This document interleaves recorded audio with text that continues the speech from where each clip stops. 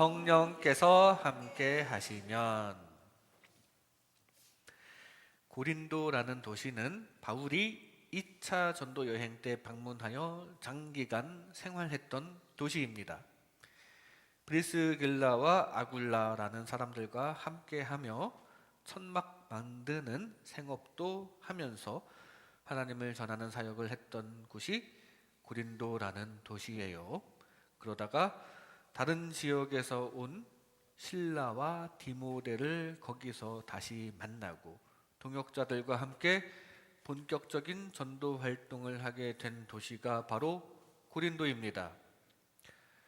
거기에는 복음을 방해하는 세력들도 있었지만 그래도 고린도에서는 많은 열매를 맺고 교회도 이루었습니다. 그리고 나서 바울은 다른 곳으로 갔는데요. 바울이 떠나자 고린도 교회에는 여러 크고 작은 문제가 발생합니다.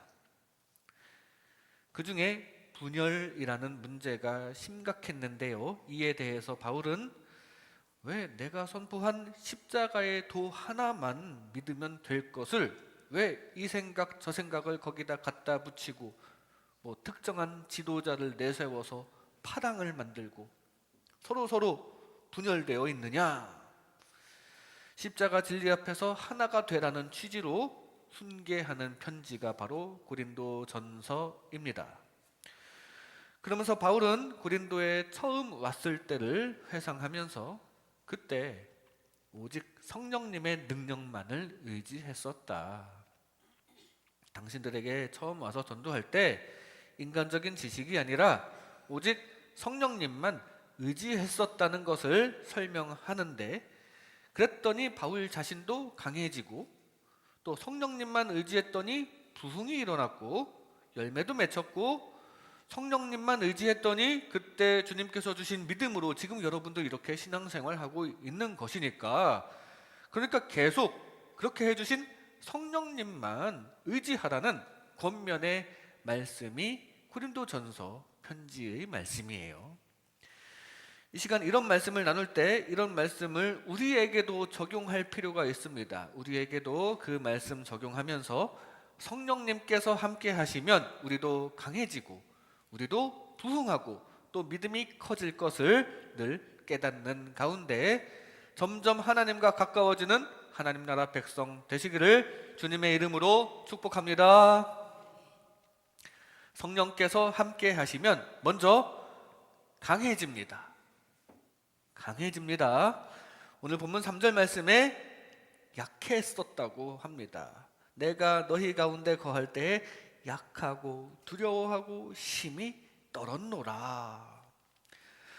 바울은 전에 고린도에 처음 와서 전도할 때의 회상을 하고 있습니다. 그때 심히 약했었고 두려웠고 벌벌 떨었었다는 얘기예요.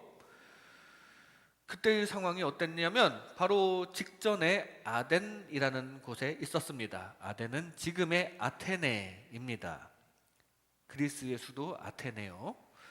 당시에도 이 아덴은 그리스의 중심이었고 철학이 아주 발달했던 도시입니다. 소크라테스도 바로 이곳 아덴에서 철학적인 활동을 했었습니다. 그런데 거기에서 바울이 어쩌다가 설교 기회를 얻었어요. 사람들이 바울을 연단에 세웁니다. 그리고 바울은 자연스럽게 전도할 기회를 얻은 겁니다. 바울은 그때 청중들의 지성을 의식했습니다. 이 사람들 철학의 조예가 깊은 사람들 아니야 하면서. 그리고 지식하면 바울도 자신이 있었거든요. 자기도 지식하면은 나름대로 여태까지 쌓아온 것들도 있었고 자신이 있었어요. 그동안 내 지식을 그냥 드러내지 않고 있었는데 여기서 한번 쏟아내볼까? 내 지식 한번 발산해볼까? 그리고서는 복음 전파를 하는데 상당히 지식적인 차원으로 설교를 합니다. 하나님은 어떤 분인가? 그거로부터 시작해서 상당히 차분하고 논리적으로 설교를 합니다. 그러면 많은 사람들이 예수님을 믿을 줄 알았어요. 그런데 그게 아닌 겁니다. 생각보다 열매가 좀 없어서 상심한 상태에서 그곳을 떠났고, 그리고 나서 도착한 곳이 바로 여기 고린도예요. 방금 전에 실패가 있었기 때문에 두려움이 앞섭니다. 그래서 사람들 앞에 설 때에도 이제는 좀 떨립니다. 힘이 떨었다고 지금 기억을 하고 있어요. 그때 바울은 스스로도 약하게 느꼈었거든요. 자기 자신에 대해서 좀 자신감도 없었습니다. 그리고 실제로 육신적으로도 지쳤습니다. 열매가 없으니까 약간 허무해지기도 하고 힘이 좀 빠졌을 거예요. 그런데 이 말을 한 요점은, 인간 바울은 약하고 두려웠고 힘이 떨었지만 성령께서 나타나시니까 그게 다 뒤집어졌다는 말을 바울은 하고 싶었던 것입니다. 성령님만 의지하니까 열매가 맺히더라. 그리고 열매가 있으니까 아덴에서 상했던 자존심도 회복되었다. 그리고 전도의 실패로 인해서 움츠러든 자아가 다시 일어났다. 이런 거를 이야기하는 거예요.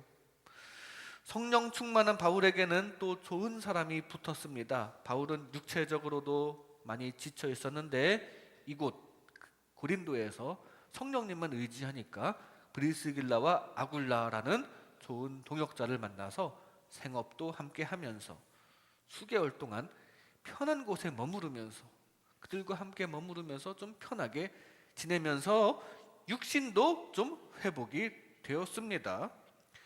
바울은 다시 강해졌고 육신적으로도 회복되었고 또 두려움이 사라지고 담대하게 그리스도 예수님과 십자가를 전할 수 있었다는 얘기인데, 이렇게 성령께서 함께 하시면 강해집니다. 일단 영이시니까 우리의 영도 강해지고요, 혼적으로 자신감도 생깁니다. 거기에 더하여 우리의 육도 강해집니다. 우리는 영적으로도 약한 존재, 육적으로도 미약한 존재거든요. 그러나 이 모든 것을 강하게 새로 입혀주실 하나님의 영, 성령님에 의해 새 힘을 얻으시기 바랍니다.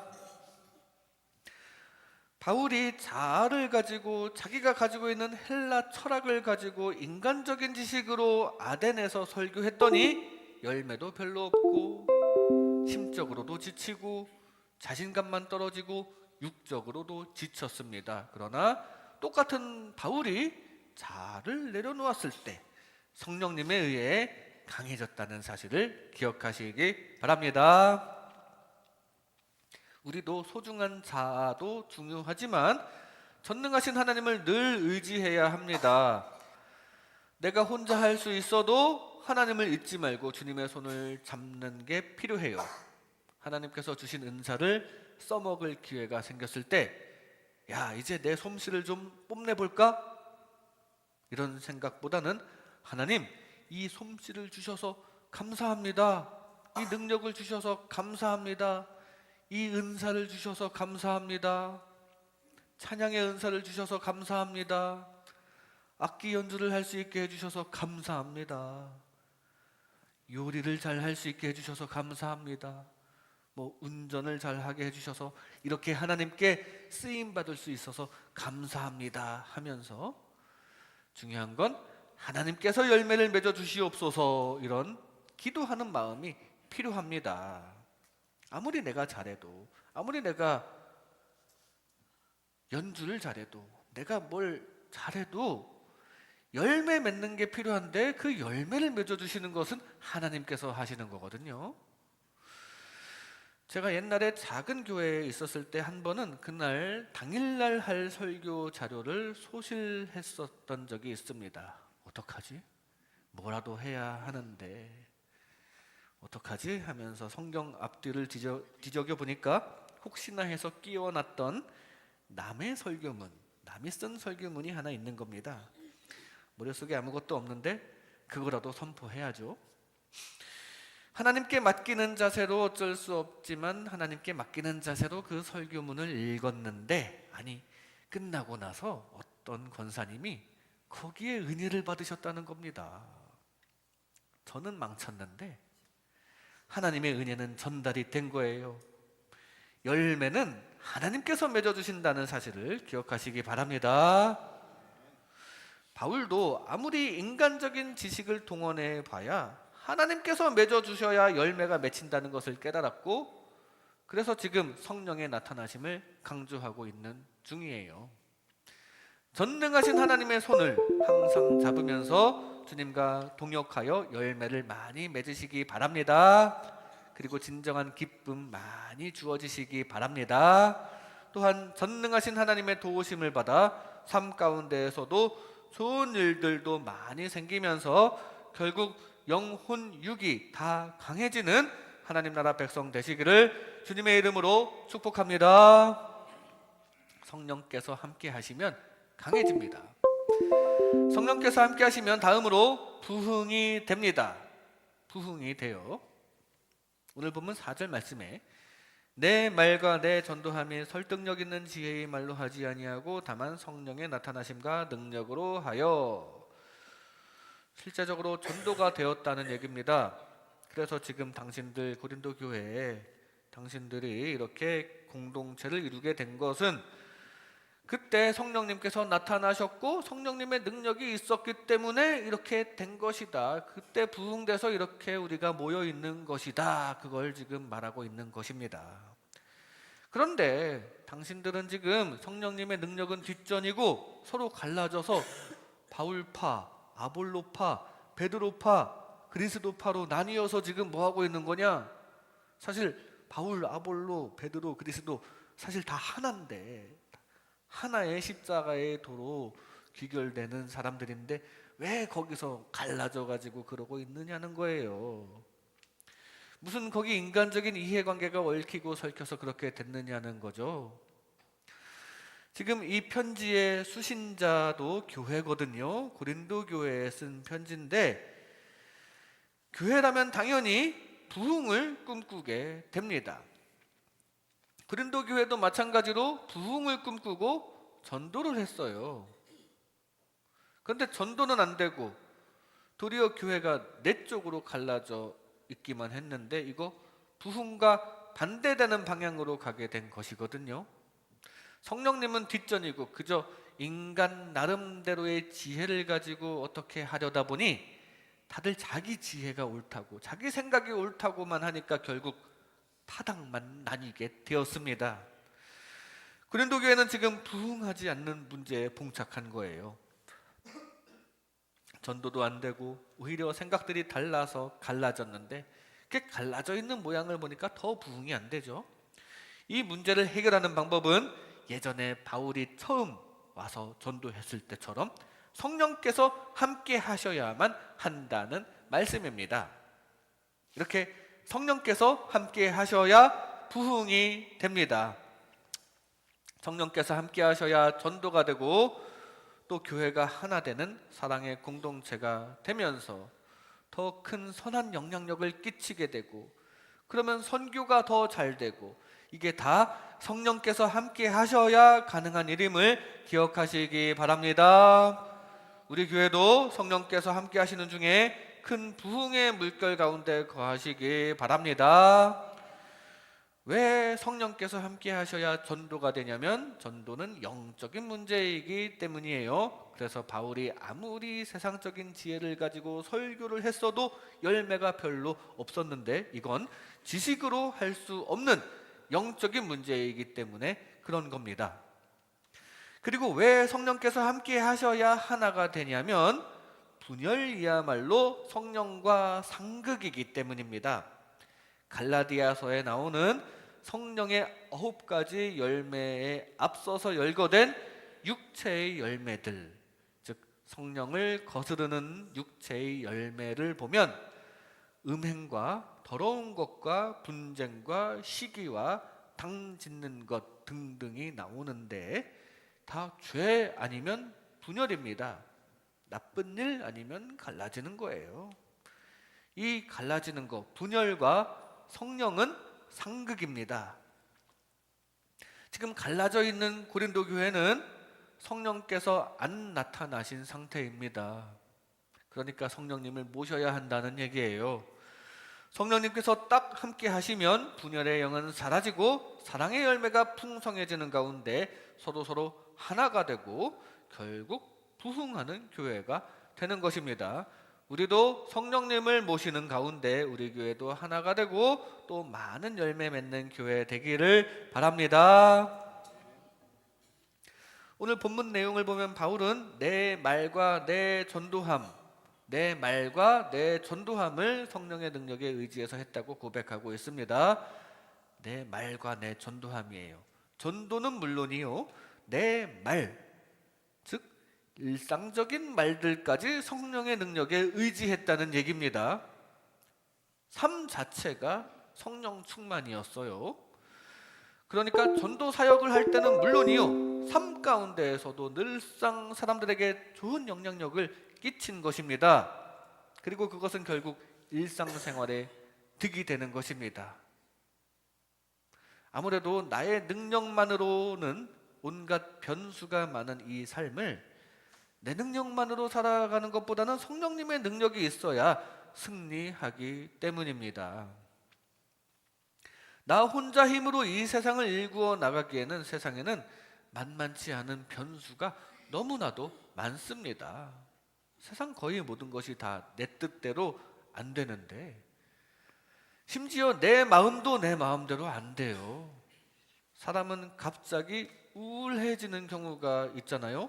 이 우울이라는 것은 참 사람을 안 좋은 생각을 갖게 만드는 우리 심리의 최대의 적입니다. 내 의도와는 다르게 막 우울감에 빠지는 게 그게 나약한 인간의 실상입니다. 그런데 이거 사실 혼자 힘으로 이겨내기가 쉬운 게 아니에요. 그래서 우리는 더더욱 늘 성령님을 의지해야 합니다. 내 마음마저도 내 뜻대로 되는 일 하나 없는 이 세상에서 늘 성령님을 품고 주님 안에 중심을 잡으시기 바랍니다. 바울의 철학과 지혜와 언변은 결코 다른 사람들에게 뒤지지 않았습니다. 하지만 그 아덴에 있던 사람들은 바울의 그 인간적인 의도와는 빗나갔어요. 뛰어난 지식과 지혜 가지고 되는 게 아니었다는 얘기입니다. 이렇게 설명하면 믿을 수밖에 없을 거야 라는 느낌을 갖고 이성적으로 설교했겠지만 결과는 사람 마음처럼 그렇게 쉽게 주어지지가 않습니다. 그래서 바울은 이제 깨닫습니다. 지혜로 전도하면 십자가가 헛된 것이 된다는 것을 깨달았어요. 지혜로 전도할 게 아니라 오직 성령님의 권능을 받고 땅끝까지 십자가의 증인이 되기로 작정을 하였고, 그럴 때 많은 열매가 맺혔음을 보게 됩니다. 그 열매로 생겨난 교회가 바로 이 고린도 교회거든요.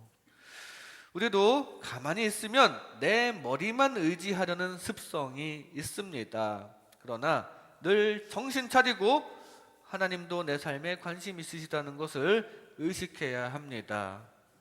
모든 것을 아시는 하나님께 물어봐야 합니다. 지혜의 근원이신 성령님의 인도하심을 받아야 합니다. 그래야 교회도 부흥하고 삶도 형통해질 것입니다. 주님의 뜻을 묻고 파악하고 또 순종하는 가운데 교회의 부흥과 삶의 부흥까지 다 이루시는 하나님 나라 백성 되시기를 주님의 이름으로 축복합니다. 성령께서 함께 하시면 부흥이 됩니다. 성령께서 함께 하시면 마지막으로 믿음이 생깁니다. 믿음이 생깁니다.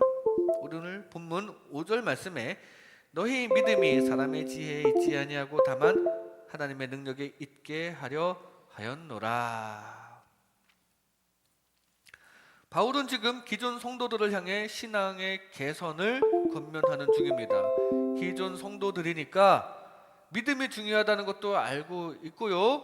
그 믿음을 갖는 것도, 그 믿음을 유지하는 것도 어렵다는 거 다 잘 알고 있을 거예요.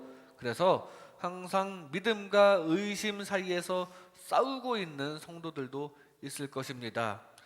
나도 화끈하게 한번 믿고 싶은데 잘 믿어지지가 않아 하는 고민을 갖고 있는 사람들도 있었을 거예요. 그런데 거기에 대한 해답은 바로 하나님의 능력에 답이 있다는 얘기입니다. 그래서 바울이 예전에 고린도 교회에서 처음 와서 전도할 때부터 성령의 나타나심과 능력으로 전도했었다. 나만 그렇게 전도한다고 다 되는 건 아니니까 여러분들도 늘 하나님의 성령의 일들을 분별하고 받아들여야 믿음이 강해질 것이라고 하는 거예요. 그래서 뒤에 14절에 보면 육에 속한 사람은 하나님의 성령의 일들을 받지 아니하나니 이는 그것들이 그에게는 어리석게 보임이요 또 그는 그것들을 알 수도 없나니 그러한 일은 영적으로 분별되기 때문이라 라고 증거하는데, 육에 속하지 말고 항상 성령님과 가까이 하라는 권면의 말씀입니다. 그래야 우리가 때로는 의심 때문에 머리가 복잡해질 수도 있는데 그게 정리가 되고 성령에 의해서 믿음이 강해지는 것입니다. 이렇게 성령님께서 함께 하셔야 믿음이 강해집니다. 왜냐하면 믿음의 대상은 영적인 세계이기 때문입니다. 그러니까 하나님의 영이신 성령님의 도우심이 필요해요. 육적인 내 머리로 하는 게 아니라 성령께서 도와주셔야 하는 것이 바로 믿음입니다. 성령 충만한 가운데 이 믿음 더욱 굳세워지시기 바랍니다. 그래서 우리가 간혹 가다가 걱정을 하는 게 하나가 있어요. 혹시 나중에 치매라도 걸려서 하나님 싹 잊어버리고 죽으면 어떡하지? 그러나 걱정 마세요. 믿음은 그렇게 머리로 하는 게 아닙니다. 맨정신이 있어야 구원받는 거 아니에요. 이미 지금부터 늘 함께 하시는 성령님에 의해 지금부터 여러분의 영혼은 굳건한 믿음 가운데 거하실 줄로 믿습니다.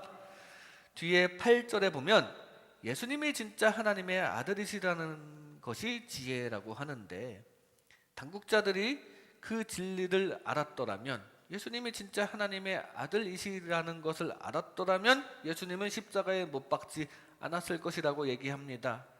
하나님께서 주시는 지혜가 그들과 함께하지 않았기 때문에 그들은 어리석게 세상 욕심만 향하게 되었고요, 어리석게도 예수님을 십자가에 못 박았다는 얘기예요.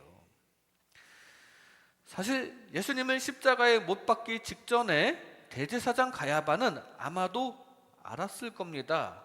예수님이 진짜 하나님으로부터 오신 분이라는 걸요. 어렴풋이 알았을 거예요. 그래서 그 상황을 다 물러달라면서 가룟유다가 찾아오죠. 은 30냥을 들고 다시 찾아온 가룟유다에게 대제사장 가야바는 이렇게 말을 합니다. 네가 당하라. 이게 뭘 당합니까? 네가 정죄받고 벌받으라는 얘기예요. 안 그래도 이거 잘못된 행동인 것 같아서 우리가 벌받을 것 같았는데 잘됐다, 네가 벌받아라, 그런 말을 지금 하는 겁니다. 대제사장 가야바도 이게 잘못인 줄 알고 한 거예요. 그리고 나중에 예수님의 무덤에 경비병들을 배치해서 단속을 했는데도, 그런데도 불구하고 예수님께서 부활하시고 무덤이 비었으니까 경비병들에게 거짓말을 시킵니다. 너네 신기한 일이 일어났다고 하지 말고, 예수님이 부활했다고 하지 말고, 그냥 너네들이 졸다가 그 사이에 제자들이 시체를 훔쳐갔다고, 그걸 졸다가 잘못 봤다고, 놓쳤다고 그렇게 보고해. 거짓말을 시키는 거예요. 이거 눈 가리고 아웅하는 겁니다. 알면서도 받아들이지 않는 거예요. 예수님께서 하나님의 아들이시라는 것을 지식적으로는 어렴풋이 알지만 못 받아들이겠는 겁니다. 욕심 때문에 이 머리로만 아는 지식이 하나님께서 주시는 믿음으로 연결되지 않은 거예요. 믿음은 이렇게 지식으로 되는 게 아닙니다.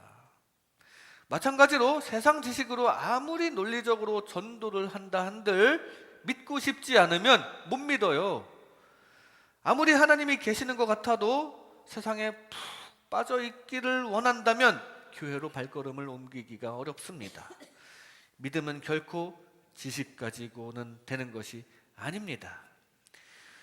그래서 우리는 항상 믿음을 도와달라고 기도해야 합니다. 믿음은 하나님께서, 성령님께서 도와주셔야 가능하다는 사실 기억하시고 늘 이 믿음 굳세어지시기를 기도하시기를 바랍니다. 할 수 있거든이 무슨 말이냐? 믿는 자에게는 능히 하지 못할 일이 없느니라 라고 예수님께서 믿음을 강조하시니까 그때 귀신 들린 아이의 아버지는 예수님께 솔직하게 호소를 합니다.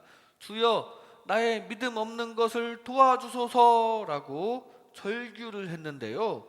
맞습니다. 믿음은 주님께서 도와주셔야 가능한 것입니다.